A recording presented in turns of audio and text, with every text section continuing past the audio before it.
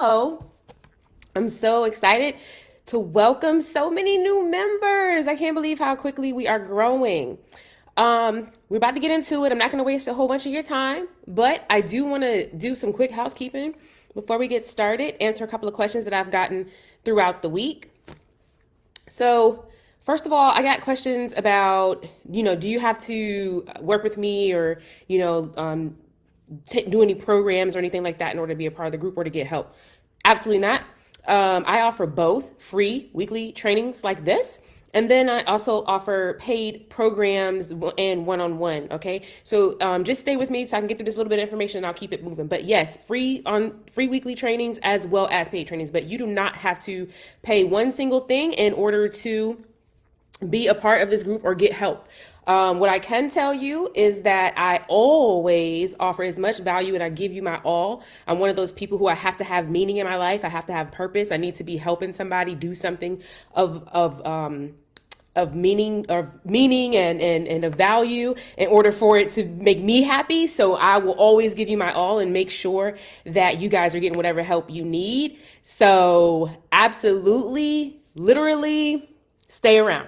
I will tell you that my lifestylist program is intended for millennial professional women, and that can go either way, a little bit more millennial, a little bit less millennial, right? Gen Z or the new Gen X, maybe. The old Gen is Gen X.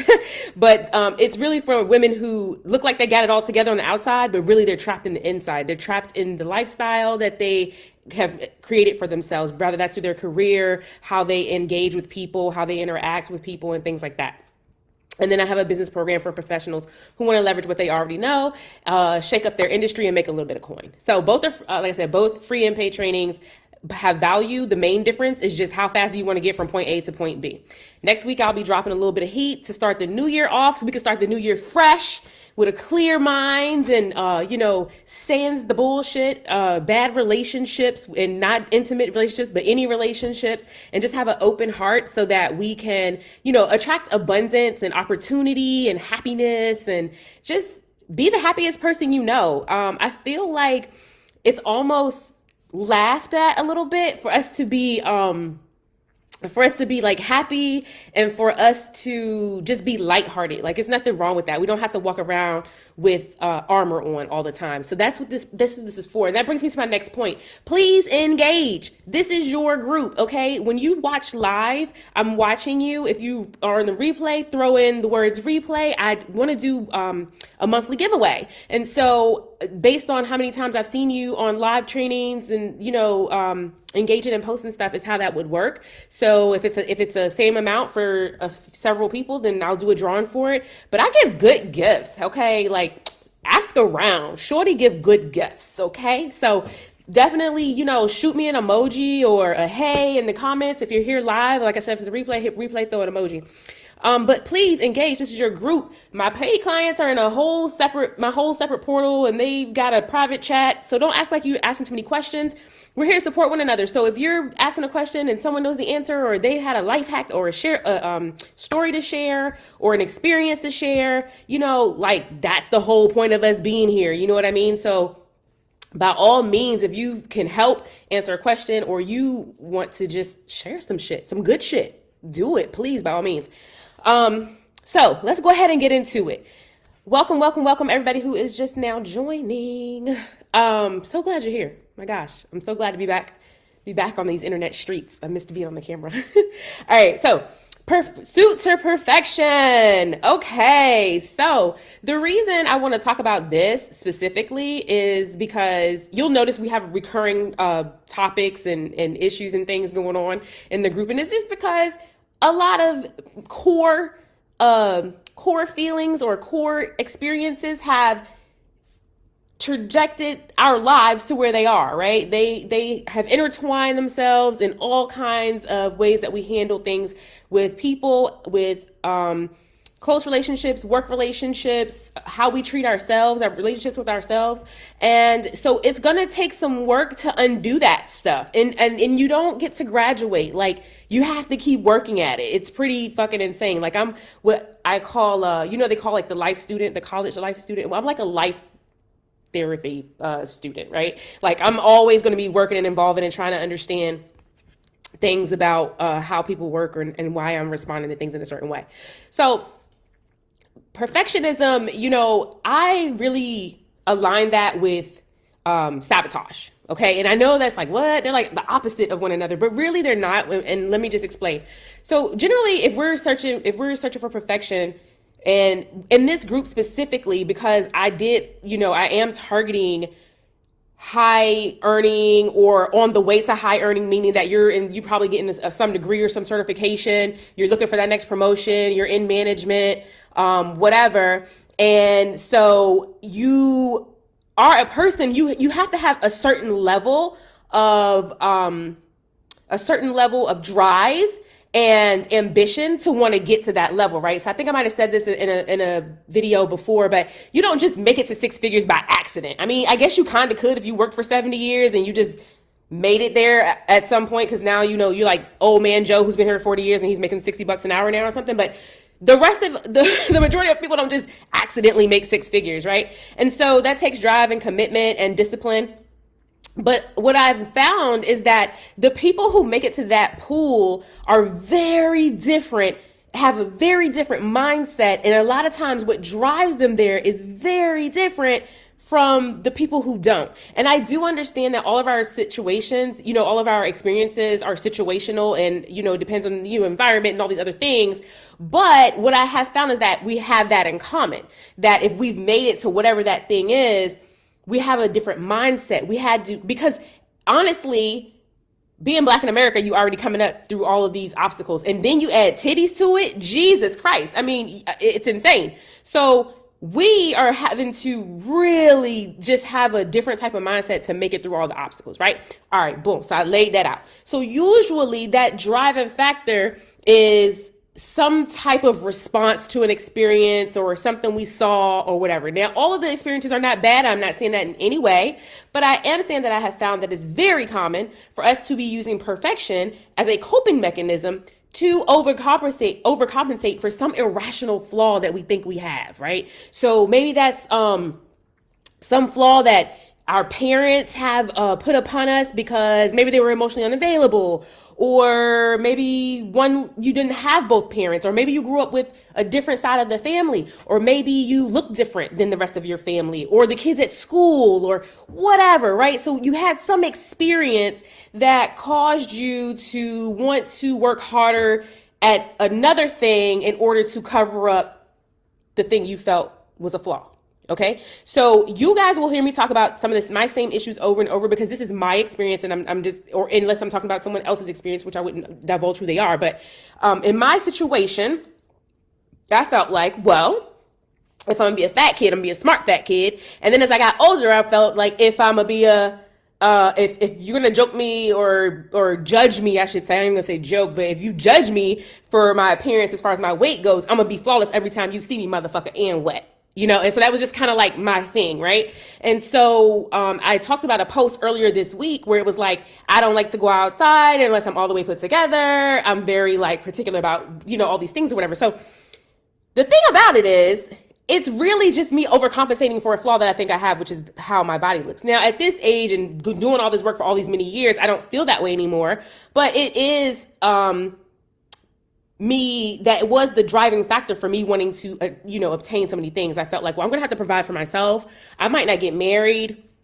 I might have to figure it out, be independent, blah, blah, blah, blah. So I actually, I saw my mom and my dad married my whole life. And my mom didn't work for most of my life. And I'm like, well, I don't think I'm gonna end up being a homemaker because, I don't fit the molds, right? So I did that as a compensation.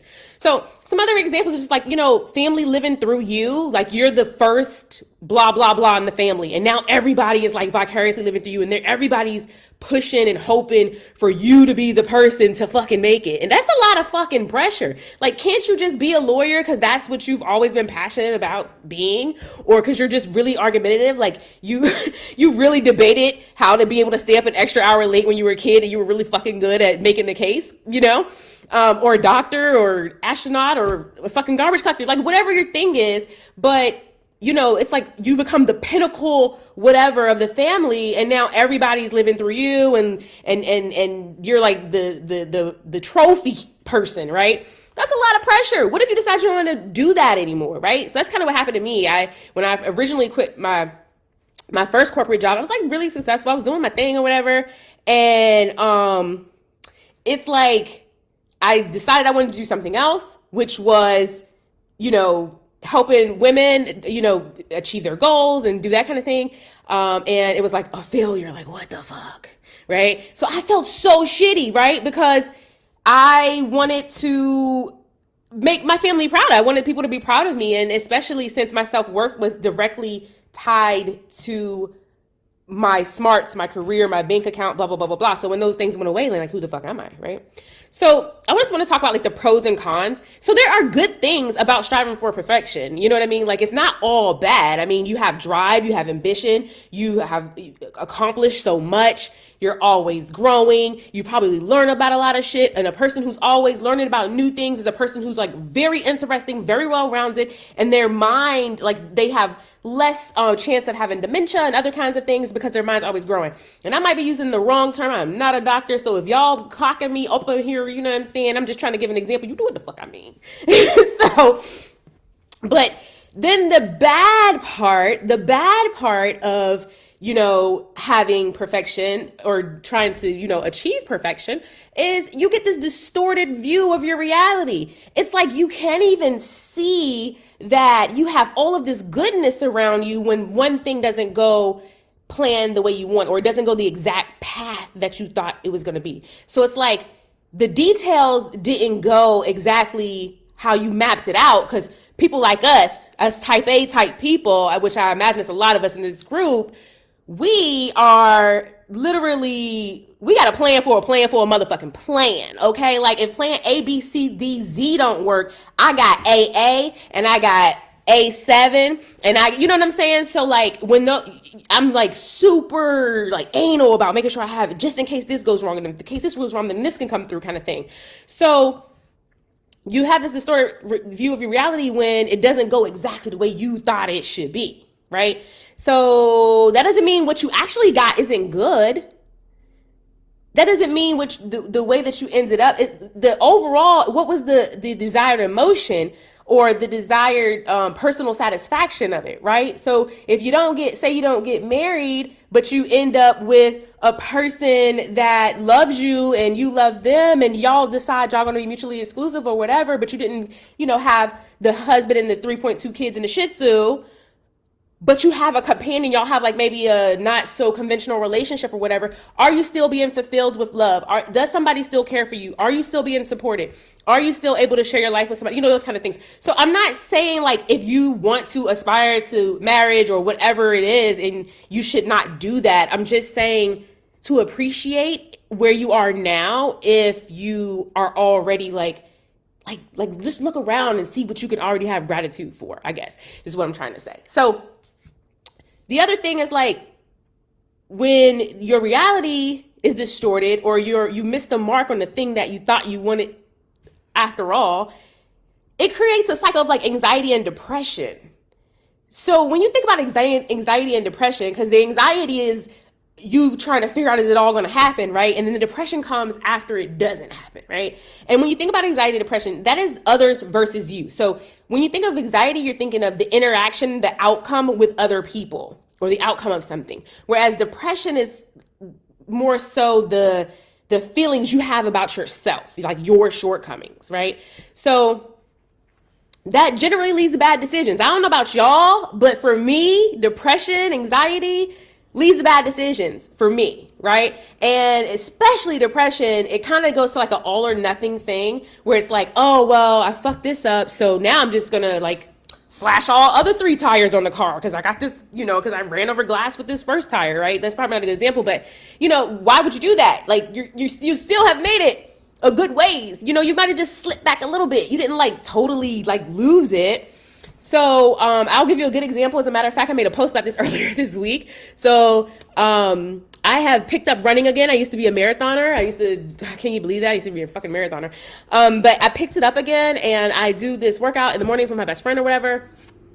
And I had a shitty week. Like I was in a hit and run. Somebody ran into my car and they ran off. So I'm stuck with the deductible. I have to get ready for my vacation, and I'm having this spat with this weird old racist white man at work. It's just like a lot going on. I'm like kind of stressed out or whatever. And I cave on Friday and I have my drinks and I eat whatever. And then I'm feeling bad about it on Saturday. So I just keep fucking eating and drinking because of that. Like, yeah, that was the perfect answer. That's going to make me feel better. Right. So I just keep doing that.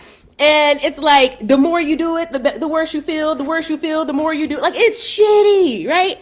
And all of this was just because my week didn't go exactly as planned because of a Friday thing. But it's like, yo, all of the progress that I made all week long. So I missed one run. Am I going to die? No. So, I mean, it's just things like that. I'm using that example because that's what happened to me. But I mean, I see this kind of thing all the time. I've seen the people who they didn't get, say they didn't get the promotion they wanted, or they didn't get the raise they wanted. And so like now they kind of like start self-sabotaging. Well, I'm not doing any of this shit. I'm not coming to work. I'm going to be mediocre, whatever. Instead of like just still doing it and then get a fucking career consultant and move to the next spot. You know what I mean? So do any of y'all have like ever experienced that where you run at something super perfect, it didn't pan out, and then you just like was like fuck it all the way because it's like you felt like you failed. So you just like, hey, fuck it, I'm not doing it. It's not... If we can accept that things will not always go as planned and will not always be perfect, and that doesn't make us less than who we are, and that doesn't make us any less worthy, and it doesn't mean that we won't at some point make it, then we'll be good.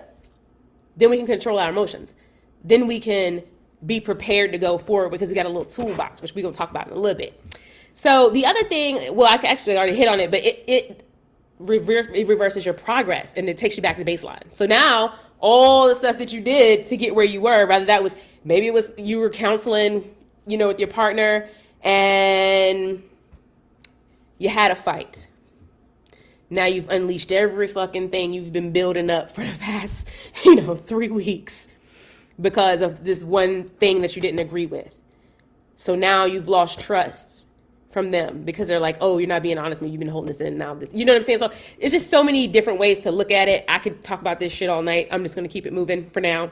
But I do want to talk about some thoughts that we have as people who want to be perfect in everything. And then when we don't make it, we tend to have these negative thoughts. So I'm going to talk about these types of negative thoughts. And I want to give you a little bit of homework after this, I guess. All right, so discounting.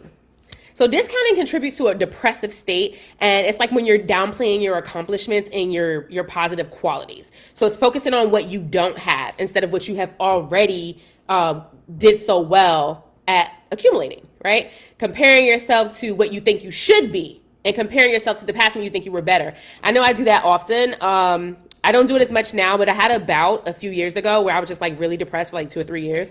And it was hell clawing out of that fucking hole, let me tell you.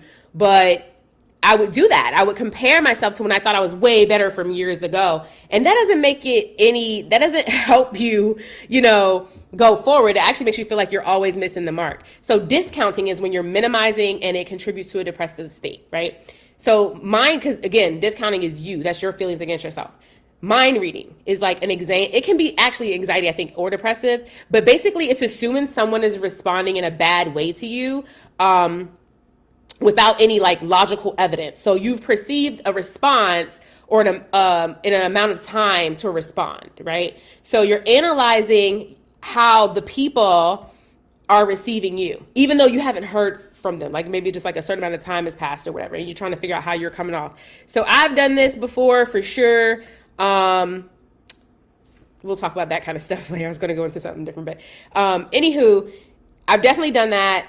You have to just remind yourself that like whatever the thing is of the response you're looking for, too many other things could have happened on the other end for you to just automatically assume that they're thinking negatively of you. So fortune telling is another one that is a negative statement or a negative thought. And the reason for this is because you're predicting a negative outcome specifically. So it's fortune telling if you're predicting a negative outcome, but you can apply it to any situation. It contributes to like self-sabotage and feeling stuck even though you're not necessarily stuck. So a good example of that is what I was just telling you when I was talking about, hey, I missed, my routine was totally ruined on Friday because I was in that hit and run. And then that was like the last straw after I already had the big fight with the stupid guy at work. And then, not trying to get ready for my vacation and do all these other things, right? So I was fortunate telling like, oh man, I messed up my workout. I missed my schedule and I ruined my week. So I might as well just do all this other shit to make it worse. And soon I'm going to be 300 pounds. Yay. It's just like super dramatic, right? So then there's magnification, where that contributes to anxiety, blowing negative outcomes out of proportion, making things a bigger deal. Again, being super dramatic. But for me, this usually only comes up when I'm already frustrated about something, right? But for other people, this might be anytime any little thing doesn't go as planned. So it's literally just being super dramatic about something that really wasn't that big of a deal in the grand scheme of things. Then there's minimization, which is downplaying your positive interactions. So not necessarily your accomplishments or what you have, but your positive interactions in other people's life. It's almost like pity. Like you feel like a victim a little bit, and you feel like you're taken advantage of or used a lot by other people, or like that you're not important to other people. So there's two more, and then actually, I think I got three more. So there's emotional reasoning. So we don't like to be wrong, right? So this is one that we can make a decision and then try to justify why we made the decision. So we'll say things like my gut or, my emotion. It's usually an emotional response to something. And so what we do is we'll make a decision to do something, and then we look for ways to support that, right? To support why we made the decision. A good thing for this is like when you probably should have set a boundary with a family member or something, and you enabled them to do something that wasn't good, right? And in the end, and as a result, you had a negative interaction. But then you're like, oh, well, that's my cousin and I really love him and they really needed it, and whatever the thing is, right? But that this is a habitual habit for this person, but you decided to act on it because maybe they've made you feel bad, or you didn't want to have a negative reaction, right? Should statements: I should have worked, I should have went to church, I should have saved more money, that kind of stuff. Also depressive because that's you putting that on yourself. I should have worked harder, I should have, whatever. But that's you, those are your thoughts on yourself. And then last is that catastrophic thinking, where you just think the worst of the worst of the worst of the worst. Like no matter what it is, you're in the worst case scenario, you have no evidence of it. And it's like your whole world is just ruined, right? So what I want to, I'll go through this. So depression and anxiety. So the perception of self and the perception of others. So what I want you to do is basically, as the week goes on, if you're struggling with any of these things, and the reason we're talking about this is because this all is like leading up to being perfect, right? You may not have all of these reactions. You may not have experienced all of these feelings, but being a perfectionist, you will come across some of these things. And also I would like to point out that you don't have to be a perfectionist about your whole life. It could be just a perfectionist about work, or a perfectionist about being a good wife, or a perfectionist about being a good mom. It doesn't have to be your whole life, right? So I probably should have said that up front. And I probably should have said that up front. But I want you to, if you have these negative thoughts over the next week or so, I just want you to kind of like take a moment and realize that, one, you're doing the best you can, right? You're doing the best you can in school. You're doing the best you can as a mom, as a wife, with your finances, whatever the thing is that you're working on. But then I want you to take notice that when you have the thought, try to pinpoint where it came from. Like, what are you actually thinking? What is the thought? And what is the type of thought? And then what is a positive replacement? That's the trick right there. What is the positive replacement? What can you put logically in place of that so that you can come out of that emotional state, right? So how do you know if it's like a negative, like how do you know if it's like an automatic negative thought, like a rational thought is really the difference? Because you can have a negative thought and it's not irrational. How do you know if it is? Well, it's usually an automatic thought, is the way best explained. It's usually an automatic thought. So just check in with yourself and just try to figure out, okay, what was the thing? What am I really feeling? Is this a rational reaction? Funny enough, though, with us, the reactions are not even lashed out at other people. They're like critical of self. So that's the problem. It's critical of self. We don't know, not good. We need compassion, and we need to stop having judgment of ourselves. We're already doing the best we can. So I just want to leave you with, try to figure out what that thought came from, replace it with a good thought, okay, a rational thought, all right? And then really think about, what's the worst case scenario? Realistically, what's the worst case scenario? You've already gotten past the worst shit that you didn't think you were going to get past, and you're still here, right? You made it. So what's the likelihood of it happening? And even if it did happen, what are the odds of you making it? So anywho's, next week for our training, the live training, I think I'm going to talk about actual tools and strategies and things for self-care, even if you're like super busy, if you're a super busy mom, super busy working, maybe you don't have a lot of space or whatever the case may be, time, whatever. So I think we're going to talk about that. I think it's needed. The holidays are coming. It's, super freaking stressful. So it's probably very, very, very much needed. So we'll talk about that next week. Everybody who tuned in, thank you so much. Super, super appreciate it. Melanie and Kat and Stephanie, welcome everybody. I see you're on the live, so you'll definitely go in for the monthly drawing. So that's all I got for today. I hope you enjoyed it. I'm going to try to get better and more organized as we go, but I really enjoyed this. I hope you got some use out of it. Have a great night, everybody.